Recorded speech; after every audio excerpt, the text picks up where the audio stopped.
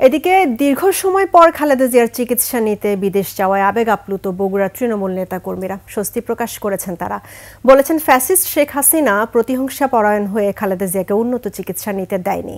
BNP নেতাকর্মীদের আশা, সুস্থ হয়ে দেশে ফিরে আবারও মানুষের দেশের গণতন্ত্র উন্নয়নে কাজ করবেন খালেদা জিয়া। বগুড়া প্রতিনিধি আবুল কালাম আজাদের তথ্যচিত্রে। বাকিটা জানুন ডেস্ক রিপোর্টে।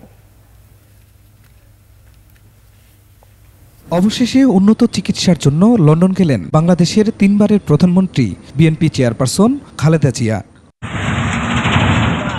স্বস্তি প্রকাশ করেছেন বিএনপির প্রতিষ্ঠাতা শহীদ প্রেসিডেন্ট জিয়াউর রহমানের নিজ এলাকা বগুড়ার নেতাকর্মী সহ সর্বস্তরের মানুষ।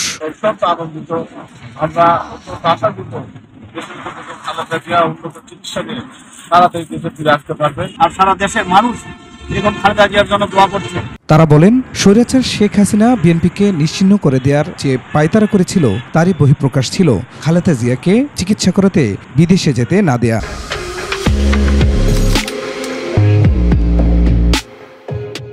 দেশের সবচেয়ে নিকৃষ্টতম স্বৈর শাসক এবং সবচেয়ে বড় ফ্যাসিবাদ বাংলাদেশে ছিল খুনি হাসিনা।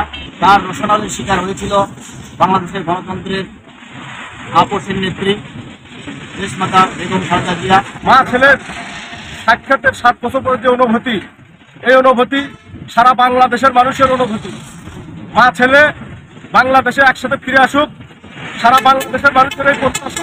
সুস্থ হয়ে আবারও দেশের মাটিতে ফিরে আসবেন গণতন্ত্রের আপসীন নেত্রী খালেদা জিয়া, হাল ধরবেন দেশের উন্নয়নে, প্রত্যাশা বগুড়াবাসীর। Khurshid Alam, desk report, 21 television.